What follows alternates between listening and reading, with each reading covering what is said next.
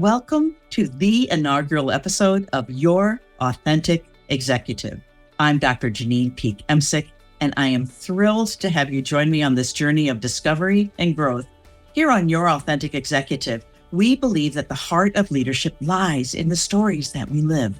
After more than 3 decades of executive coaching and consulting, along with teaching leaders at both the MBA and doctoral levels, I've come to understand that the most powerful lessons come from mining the gold in our own life stories. Each month, we'll feature the story of an inspiring executive, delving into the pivotal moments and life lessons that have shaped how they lead today. And leading up to these rich narratives, I'm excited to introduce you to our Your Authentic Executive Sparks.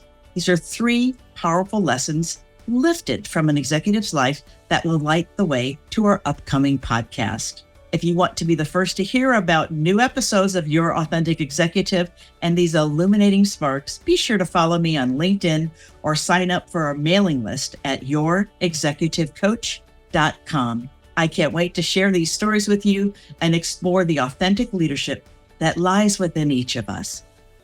I'm thrilled that our first interview is with Susan Courtney. Susan Courtney is Executive Vice President at Blue Cross and Blue Shield of Nebraska. In fact, actually, Susan, you'll appreciate the next slide, I think. The retired Executive Vice President of Blue Cross and Blue Shield of Nebraska. Effective, how many days has it been? Well, it was July 10th, so I think we're at the 23rd now, so 13 days ago.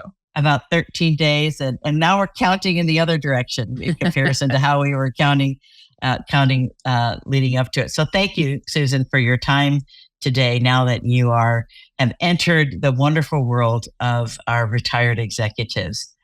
Susan, I want to start with the beginning of your story. And in fact, the beginning of your story starts in Lake City, Minnesota. And this was kind of a common view for you growing up. Is that fair to say? Yeah, that's right. That's a picture of the swimming beach in just off of downtown Lake City. So yeah, we would spend a lot of our time in the summer there. My brother was a lifeguard, and yeah, centered around the beach and the water. And you describe your earliest years actually as kind of a Leave It to Beaver environment, and not everybody who is watching today might even know what that means. Can you unpack, right, what a Leave It to Beaver upbringing is? Yeah, it's just Leave It to Beaver was a sitcom back in the day, probably the 70s, I suppose. That's when most of my growing up years were, where, the mom and the dad and the 2 boys, it was just like this perfect little idyllic family. Everything was pretty good. The challenges that they had were like, Beaver would maybe steal a candy bar from the local store, something like, nothing big happened. And it was just a pretty nice childhood. And I think I got pretty darn lucky and grew up in a small town, which makes things just a lot easier. Also, everybody knows it. Well, it's not always easier because everybody does know everybody, but it's a good way to grow up. And I got very lucky in the parent and sibling. That was a little bit of trouble during the back in the day, but my brother and I get along very well now.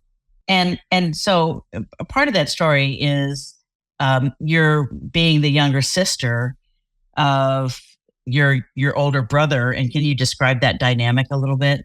Yeah, so Mark was 6.5 years older than me, and he was a tremendous athlete. He actually went to college on a football scholarship, could have gone on a basketball scholarship. He was getting offers on both. And I was, just in middle school when he was starting to compete in college. So I was always Mark's little sister. And the questions I would get from the teachers were, how was Mark's game this weekend? I was always in reference to Mark. So I just didn't feel like I had a lot of self-identity for a while there. Well, and that tees a little bit up your grandparents. Your grandparents played an important role in your life and in your own growth as an athlete, as a young person. Yeah, so my grandparents, I was really fortunate. They lived just 15 miles away from us, so we would spend a lot of time together. And they were both golfers. And I happened to, kind of take to golf pretty well. And so that's when probably my self-identity emerged, was through them. I was extremely close to them. And we would play a lot of golf together, and they would follow me and stuff when I competed. And yeah, it was just a really great relationship. Would you describe yourself, because I'm thinking about golf as a sport and your older brother kind of being the big man on campus or the big man in town. Would you describe yourself as more of a talk it outer or a more extroverted person or more of a think it through or internally energized person? Yeah, I'm definitely the second. I'm introverted by nature. I love people. I love being around people, but when I need to recharge, I need to be by myself. And when I first consume anything, a new idea, listen to a book, read an article, whatever, I have to think about it. I'm not a talking processor. I have lots of friends that are, and it's really mesmerizing for me to understand that those brains can work so differently. So this relationship with your grandparents and you're kind of beginning to find yourself as an athlete, it led you to Wichita State.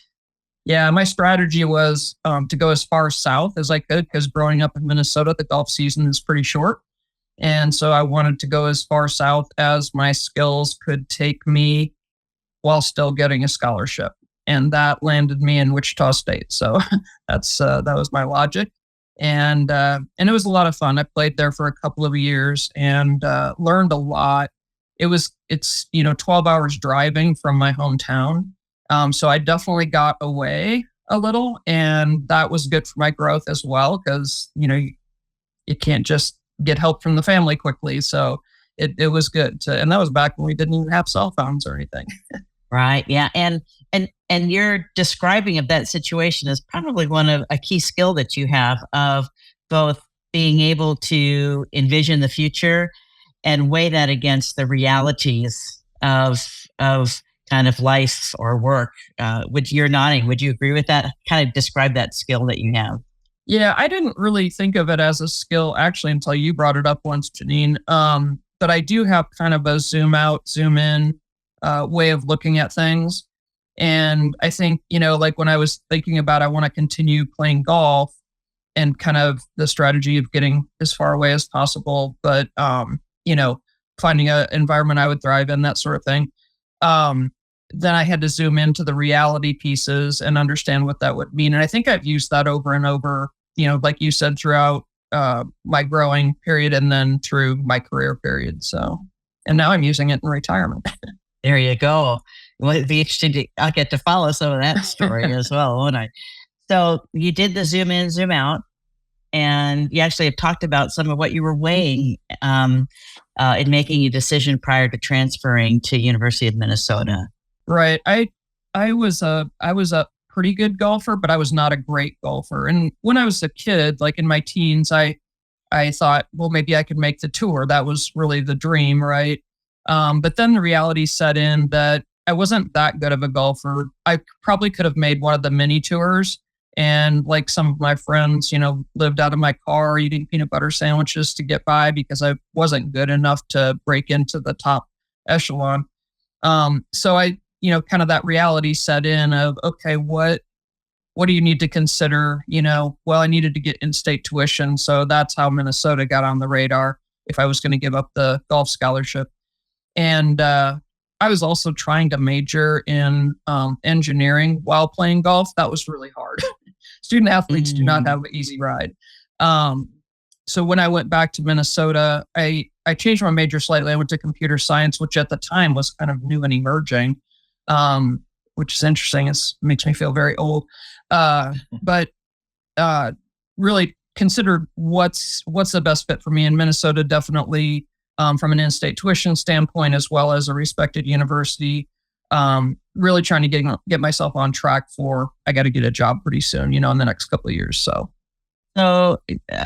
you were working because you were responsible then to put yourself through school while studying computer science. And were you a pioneer, more or less, gender-wise, in a computer science program? Yeah, there was maybe one other female in each of my computer science classes. It was very male dominated. Still is pretty male dominated, but it definitely was back then. It's interesting. One of the things that I learned from the woman who started Girls Who Code, and I can't remember her name right now, was that computer science, actually being a CIO, was one of those roles that women were able to excel in, kind of like as a human resources executive. And so women were pursuing goal or careers or degrees in computer science until the focus became on um, uh, games and war games and things like that. And then women began to back out, and now women are coming back in. So it's kind of had an ebb and flow over the last several decades as far as kind of what is the demographic of who is pursuing a degree in computer science. But you finished your degree, and rather than beginning a career in computer science, you actually made a different choice. Yeah, I did. When I went back to Minnesota after being at Wichita State, there was a part of me inside that was thinking about, what about the military? What would that look like to be a military officer? And I actually even went into Air Force ROTC for a little while, but I wasn't ready to commit to being in and paying back 3 years of service at that point. So I went ahead and worked my way through. But when it came time to graduate, I still had that nagging feeling.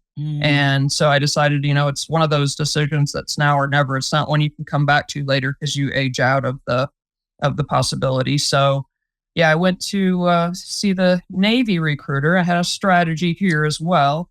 So I grew up in Minnesota, but I do not like the cold. I do like the water a lot. I don't know why I'm in Nebraska. But I thought, you know what, the odds of getting near the water in warmer climates is higher in the Navy. So I'm going to go see the Navy recruiter. So there's a lot.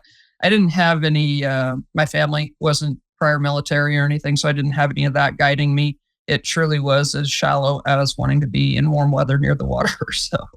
So in officer candidate school, that is where they really are testing your mettle to see, do you really want it? And there is a Susanism, as I'll call it, that is got to make it to lunch, make it to dinner, make it to bed, wake up again, then make it to breakfast, make it to lunch. And can you tell a little bit about the story of where that came from? Yeah, so aviation officer candidate school is run by Marines, and they don't like the Navy very much. So you definitely feel that when you're in the indoctrination process and going through the 16 weeks to graduate. And the Marines are real big on PT, physical training, runs. They love to run. There's all kinds of things that they like to punish you with. And an upperclassman was kind of guiding me on how to get through this 16 weeks. And she said, you can do anything for 16 weeks. You can stand on your head for 16 weeks, which is also very valuable because if you want something bad enough, you can do it. And then how she helped me frame it up and break it into smaller chunks is the make it to breakfast, make it to lunch, make it to dinner, make it to bedtime, and then do it all over again. But it helped you to not, because you in AOCS, you can drop at any time, drop on request, it's called DOR. And the gunnery sergeants would be yelling at you, I want your DOR. DOR, you can be home by dinner time. So, they were constantly barraging you with the temptation of making it end. But the thought process on the make it to breakfast, make it to lunch is don't quit in the high emotion of the moment. Just make it to that next break point, gather your thoughts, make it to the next one. If you break it into small enough pieces, you can get from here to there. And it has served me well for many, many years. It is one of the favorite quotes that MBA students cite when they're writing a reflection paper after listening to one of your interviews, that this idea of I can make it through anything, just make it to that next increment of time, the next increment of time, the next incremental time. And maybe I'll be standing on my head for 16 weeks. I don't know. That sounds I think like I could do that in my 20s. I don't think I would try it now. So here are your grandparents once again, kind of having your back and celebrating is it getting your wings? Yep, that's when I got my wings. Yeah. And you weren't a pilot. Your role was? A naval flight officer. They call it an NFO. And for those of you that remember the original Top Gun, it's the Goose character. And I don't remember what the characters' names are in the new one. I saw it a few years ago, but so it's a backseater. It's the person that I like to say it's the person that tells the pilot where to go because my husband's a pilot. There you go.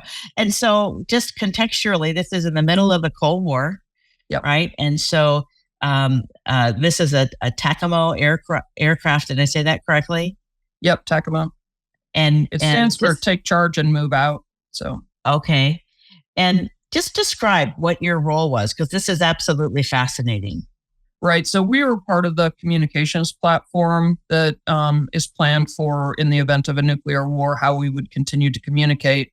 And so our job was to talk to the submarines, tell them when to launch the nukes.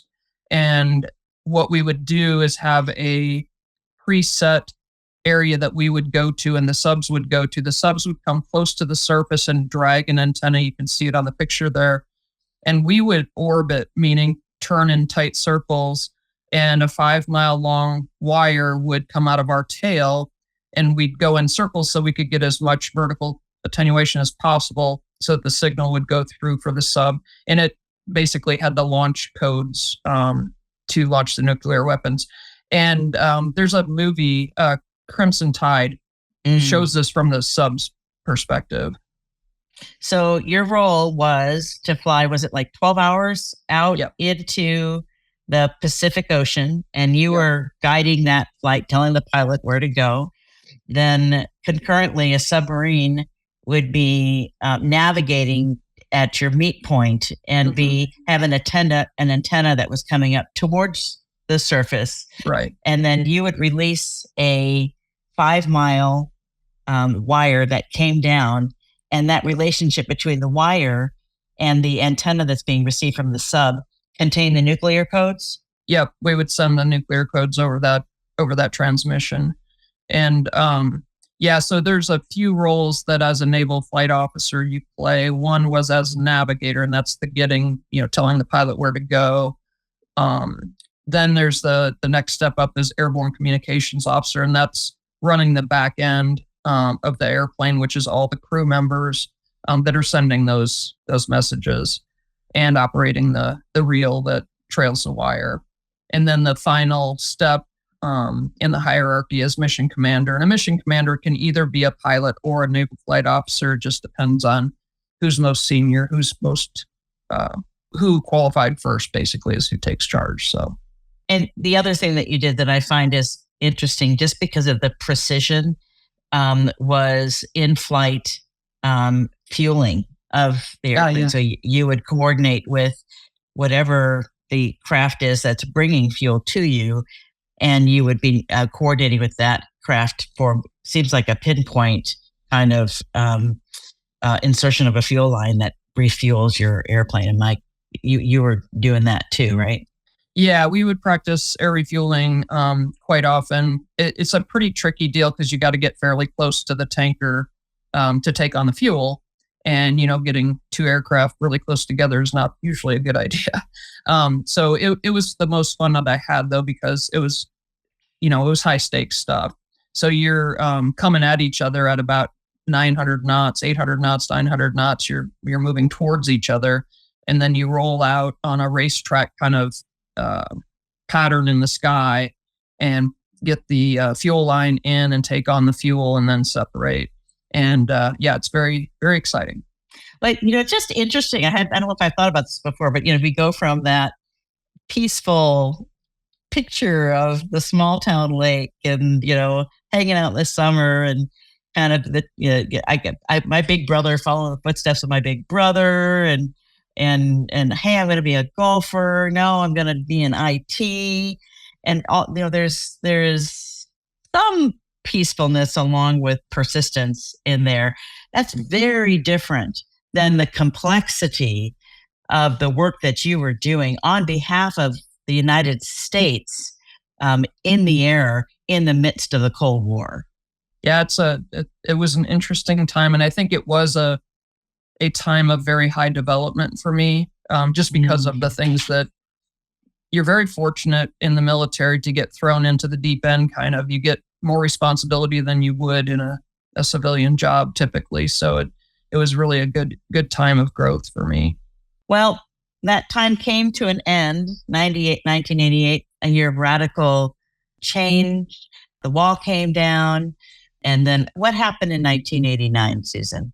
Well, 89 is when the wall came down. We were a Cold War asset. So I knew at that time that things would be changing, right? So now that doesn't mean that I wouldn't have a job or anything like that, but it did shake me up a bit because the job that I had was definitely going to change over time. So really the significance of 89, and that's the year I went into the Navy. So there's a lot of change happening when I entered. 95 is when I got out. So 95 is when you came out, and so this is we've got The Simpsons, and we've got O.J. Simpson, and we've got fashion trends and James Bond, right? So that's when you're coming out. And what was your choice then, coming out of the Navy as an esteemed naval officer? Go ahead. Yeah, Sorry. I did a program. There used to be, and probably still is, companies that help junior officers, which is what I was, because I'd been in 6 years, who are separating from the military, find employment on the outside. Because it's not an easy translation. The military uses all kinds of acronyms. The jobs aren't exactly the same, but the skill sets, there's very common skill sets that are useful in the civilian world. But this company would take on junior officers. They would contract with companies that are trying to hire. And essentially, I went to Atlanta, Georgia, to an Embassy Suites. All these companies sent recruiters to this Embassy Suites, and they had a floor where you would go to the hotel room of the top 3 companies that you wanted to interview with. They would pick the candidates that they wanted to do second interviews with, and I ended up with second interviews with a paper company in a medical supply company in Augusta, Georgia, a paper company in Dallas, and then Ford Motor Company. And learned one of the most powerful lessons of my life when I accepted the Ford job, because I was dazzled by the money. It was twice what anyone else was offering. I thought that sounds pretty good to a junior officer because you don't get paid that great in the Navy. And kind of had the how hard could it be thought going on. I figured I did well in the Navy. I can do well here and make a lot of money. This is also where I started to understand how important culture is. And Ford's culture at that time was really, really bad, really toxic.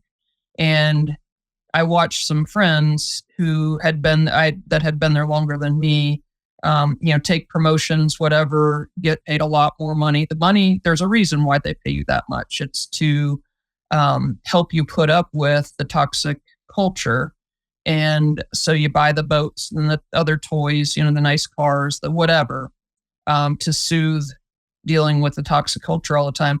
And if you want another good read, An American Icon is about the guy that came from Boeing to Ford to turn it around in the 2008 when the crash happened, and most of the car companies had to take government help to go keep from going under. But it talks a little bit about that, the culture and stuff. So it was a good lesson for me, though, because I started to understand, okay, it's not just about how much somebody's going to pay you or what your title is or any of the other perks that you get with a job. The culture is really critical. At least for me, it was. Did you, when you left Ford, and talk a little bit about the decision process that you engaged to make the choice to leave Ford? Yeah, I was concerned specifically when a friend of mine got promoted, and I saw him, I don't remember, I think he got a boat or something to celebrate.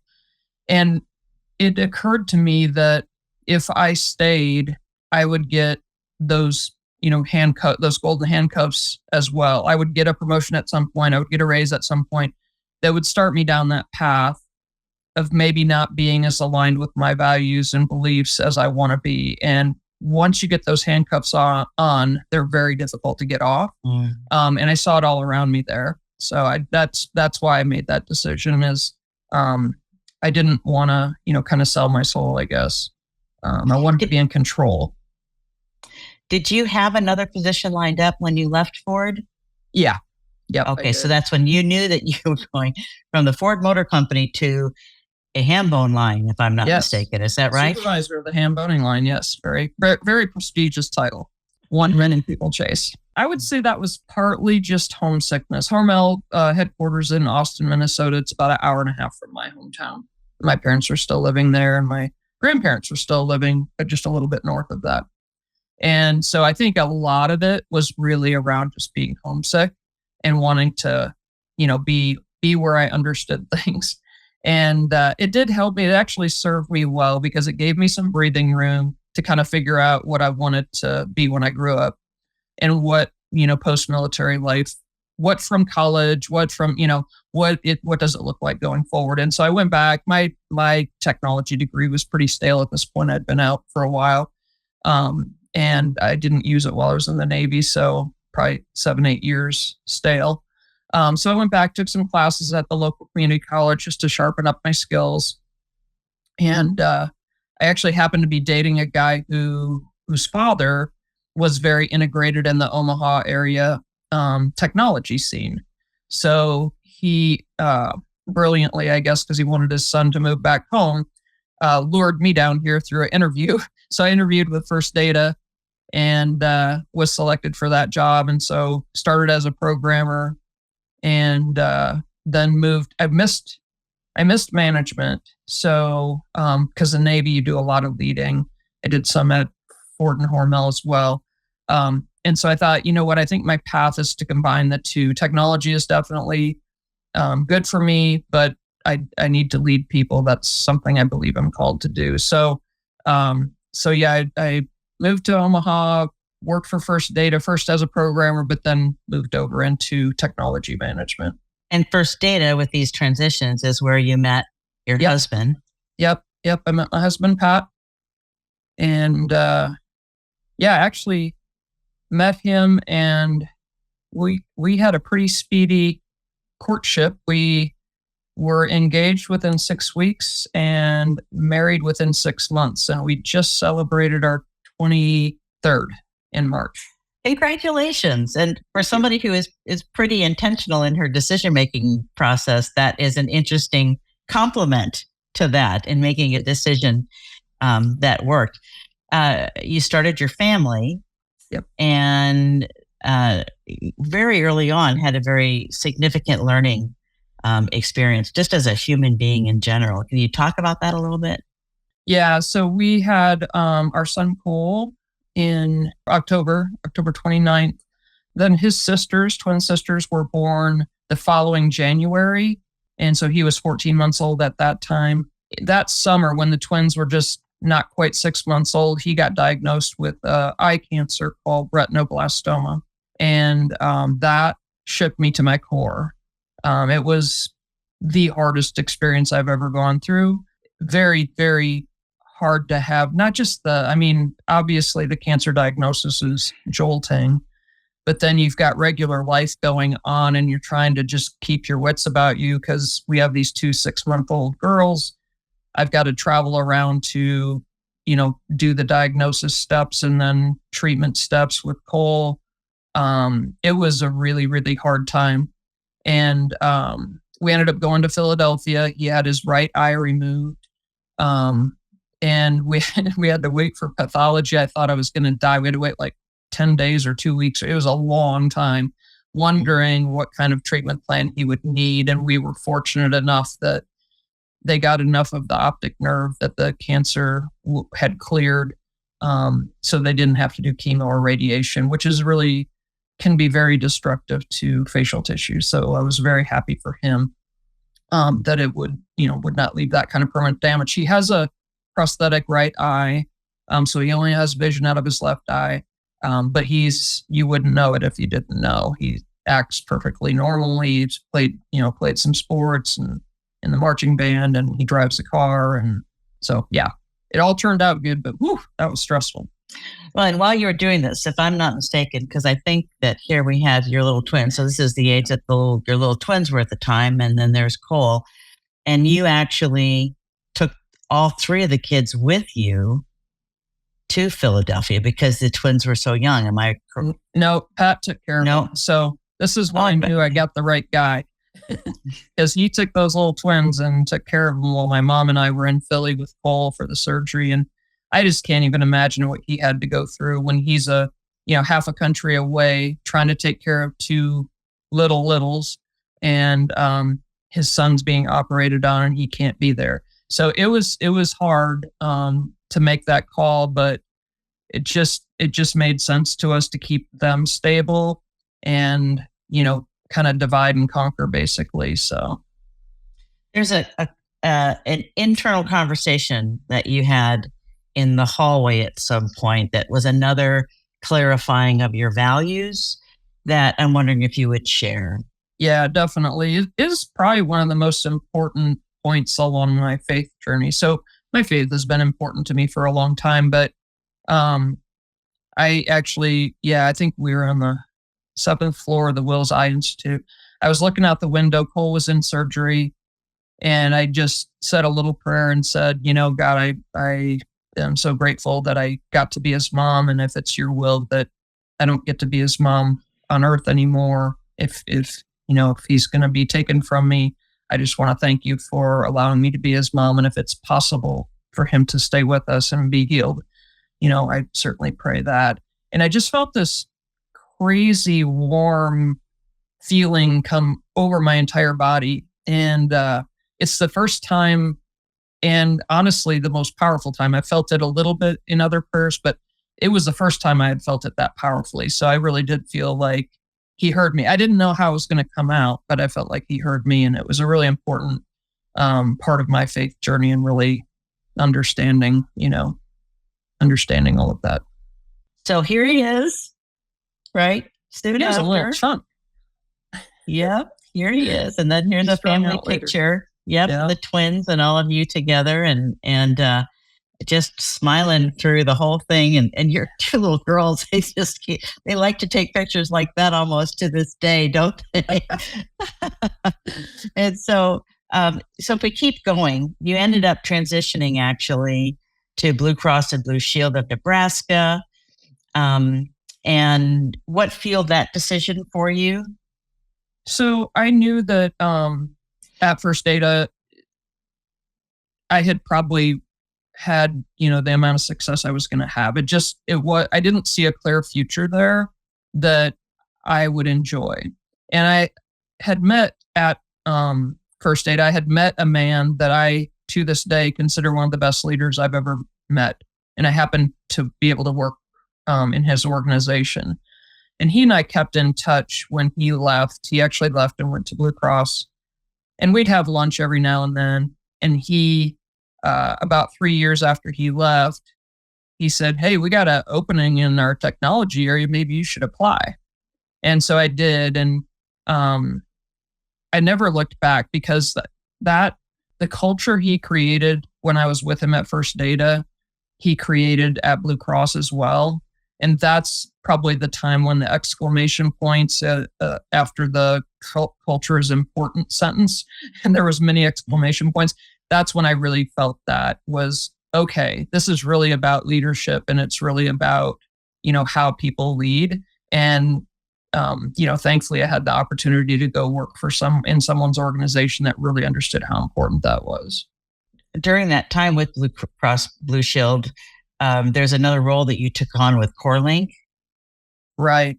Yeah, actually, first when I got to Blue Cross, because this will speak to some of the MBA students as well as others. When I first got there, I took on a role, director of data. But then the guy who was the CIO left prematurely, left before he was initially intending to. And Steve was the chief operating officer. And he said, "I'm going to name you the VP of IS."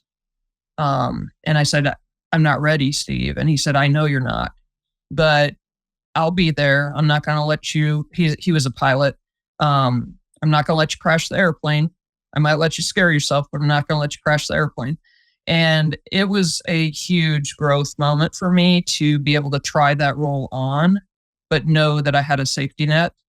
And then after doing that for several years, I got the opportunity to go to CoreLink Administrative Solutions. It was a jointly owned entity between Blue Cross of North Dakota and Blue Cross of Nebraska.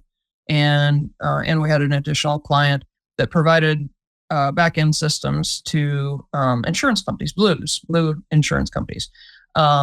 So I got to be the CEO there, and that was a pivotal role for me as well, because it really taught me a lot about what it means to sit in the CEO seat. You have to balance all of the entities that you're responsible for. And when you're in another role in a company, you always have that hat on. You may try to take it off and try to think more like the CEO, but you always have that on. And when you are the actual CEO, you think much differently, because you have to balance, finance is important, but IT is important, but marketing is important, and sales is important. All the things have to fit together. And so you're thinking from that top spot is just much different. And that's one of the things I know, Janine, you've talked about Susanisms. I have said that many times. Think like the CEO. At least do the best you can to think like the CEO, because balancing all of those things makes you a much better team member if you can do that without, having to sit in that top spot. So you're suggesting make sure that you are growing horizontally as much as you are growing vertically in your expertise. Yep.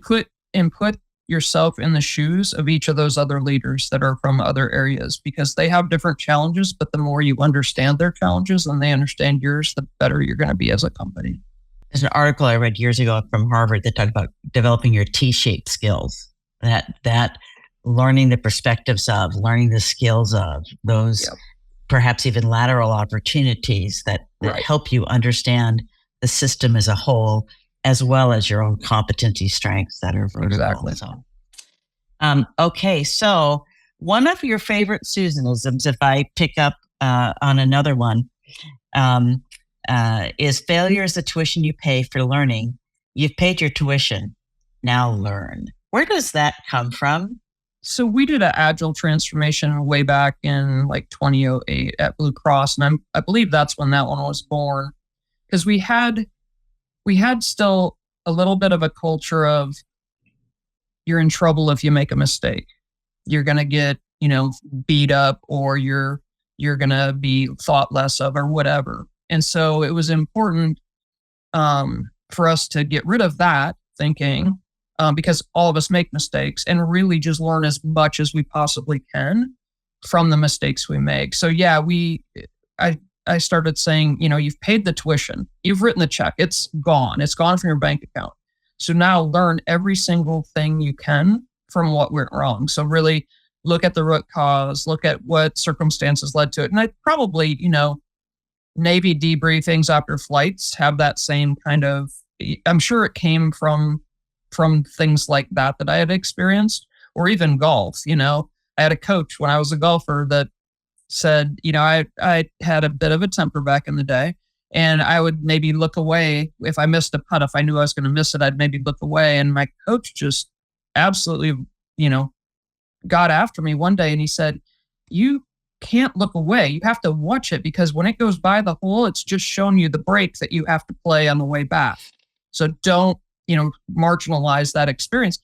And I think so all of those things go into that failure is the tuition you pay for learning. It's valuable. It's not fun. Nobody likes to fail, but the fact is you're going to fail, and don't be afraid of that word. It's not the end of the sentence. It's the beginning of the learning. So I had the opportunity to join your retirement party at Blue Cross Blue Shield a few weeks ago. And one of the opportunities was made for employees, team members, to be able to say something, to speak to you. And so failure is the tuition you pay for learning is one of the quotes that was shared. Another one that was shared was, suck it up, buttercup. And so what is it about suck it up, buttercup, coming from Susan Courtney, that actually becomes an endearment because you were cherished for this phrase? So where does this come from? I think it's just, we all need a little kick in the pants every now and then. And it's just human nature to feel a little bad for ourselves when we run into tough stuff. And so if you have someone who is saying it with love, because you can't say it without love. If you say it without love, it doesn't work. But if you say it with love, it's just that little kick in the pants that all of us need to just be like, yeah, this is the hand I've been dealt. Now I need to go play it as best I can. So I think that's why. It was the context of the storytelling was of somebody who had been a contractor and hadn't been able to find a full-time job, was doing a great job for you. And then you created an opportunity for this person to join the team. And this person was really excited and then decided it was time to negotiate salaries after you had made the offer. And you said, I'm sorry, I don't negotiate salaries. And he smiled and he said, suck it up, buttercup.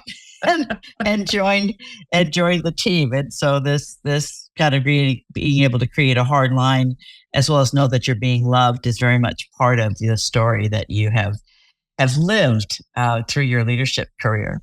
This, I don't know if you even remember this quote, Susan, but a while back I interviewed some of your colleagues to kind of learn what they would have to say about you. And this was a former CEO of Blue Cross and Blue Shield, and he said, Susan lives as a servant leader. She executes on that as well as anyone I've ever seen. She sees leadership as a responsibility, not a privilege. With the celebrity leadership people get into, we lose sight as leadership as a responsibility. That's why she's nationally recognized for developing agile teams. She leads it, teaches it, develops it in others. This is the reason, says the CEO, that she is a potential successor. And in fact, it turns out that rather than moving in that career trajectory, the individual who brought you over to Blue Cross Blue Shield became Steve Martin's successor, and you worked for, how long did you work? It's another Steve, isn't it? Yeah, Steve Granfield. When he was the CEO, I worked for him for 4 or 5 years. But I've worked with him on and off for 25 years. For 25 years. And it's kind of interesting that the role that you retired from, it was not in information technology, that you had moved from that to an executive vice president of clinical services and something. Can you talk about that? And how is it that you made a transition from being an information technology expert into this new role? Yeah, so I had, it was when I came back from CoreLink, I had both IT and service. And then there were some organizational changes that caused us to kind of shuffle the deck a bit. So we moved IT and gave me all of service operations and clinical effectiveness. And it was kind of, this is when I like to talk about be ready, stretch your skills, stretch your leadership capabilities outside of your normal comfort zone, because you never know when opportunities are going to arise. And so for me, to be trusted with clinical effectiveness when I am not a clinician was a huge compliment. And it was very challenging. It was a steep learning curve. Operations is a little easier for me because, it's different than IT, but there's a lot of shared DNA. And to have the clinical folks was a real privilege. And learning about how that side of the organization was really valuable to me. And I think I did some good work for them as well. But always being ready for whatever might pop up, because you just don't know. Opportunities may become available that you would have never thought you'd be doing, which is what happened for me. So I'd like to enter a speed round with you. And my first question is, what's your favorite book or podcast, kind of something that's a favorite educational resource for you? So I have a new favorite book, and it is by, I'm a big Stephen Covey fan, like 7 Habits, Stephen Covey, but then his son wrote Speed of Trust, which I loved. But he fairly recently wrote Trust and Inspire, and that is my new favorite book. I absolutely love it. Why do you love it? It talks about servant leadership in a much different language than I've heard before, and I think that he just nailed it, because I do think that's what leadership is. Leadership is not a title, and it's not It's absolutely not an award for someone. It's a calling. So in my belief, in my world. So Trust and Inspire by, is it Stephen Covey Jr. or Stephen Covey II? Stephen M. Covey. Okay, Stephen M. Covey. Okay, looks right. Just like his dad, if I'm not mistaken. Yeah, right? He does. And he writes just like his dad. Okay, next question. One of the things that we've learned about leaders, it's about the habits that we form are what shape how we lead. Do you have any A-game habits that you have found or have been important to you? Yeah, so I don't have necessarily what I would call a routine, but I do have some habits that I keep a close eye on because they do have a big impact on my effectiveness. And this is funny. One of them is sleep. And the military, and probably a lot of other places, but I remember where I heard it a lot was in the military. You can sleep when you're dead. And I lived that for a while. Like I didn't honor sleep at all. And I have come to really try to honor sleep. Sometimes my fear of missing out, FOMO, shows up pretty hard and I don't get to bed on time, but I definitely feel it in the morning if I don't go to bed on time. So sleep is a big one. Water hydration is a big one. It's another one that's easy to sideline. And then I think just some respite, some Sabbath, some time to not do all the time and just be some of the time. Those are probably my big three that I check in on fairly frequently. What brings you joy? My family definitely does. I think helping people does. Like at the retirement party, several people thank me for mentoring them along the way and stuff like that. I love that. That's absolutely one of my favorite things. Even just, spending time with people thinking things through, like Janine, you and I'll go to breakfast and literally we should just take on the world's problems sometime because we do pretty good at problem solving. But I love that kind of stuff. That brings me a lot of joy. And I think just being out in nature, walking around, being outside, that kind of stuff brings me joy. I think watching your kids succeed and Definitely. Go on, look at the smile on your face. I think Definitely. You've got 3 kids with very different journeys and you find great joy in each of those journeys that the kids are taking. Yeah. In fact, here we go. In the center, we have, why don't you start in the center and then go to either side and share what's happening here. Yeah, the center one is Cole's, our oldest, his graduation from high school picture. And Cole's finding his way. He reminds me a lot of me because he decided to drop out of college for a little while because he didn't want to be chained to a desk, which I think was a lot of what was behind my going into the Navy. So he's planning to go back to college, but he just needed a little time to figure that out. And it's fun watching him go through this and figure out what he wants to be. And then on the left is Sarah with my parents. She was in a production this summer of Disney's Descendants, and she has a love for theater and dance, and she was a featured dancer in that production and likes to sing. So I think she's actually was at KU. She's going to transfer back and kind of relook at. She was a Korean major, and finally figured out that she wasn't sure that's what she wanted to work with the rest of her life. So she's looking into actuarial sciences and business. So we'll see what she does with that. And then the one on the right is my little Madison Scout. That's Amanda. So she has decided she's a music ed major at Lincoln. She'll be a junior this year. And she loves music and loves marching band. I just think God built her to be a marching band kid. And so she joined the Madison Scouts, which is a part of Drum Corps International, which lots of people have never heard of. But they basically take their entire summer. And the first month of it, they learn the show. And there's probably, 75 of these organizations around the country.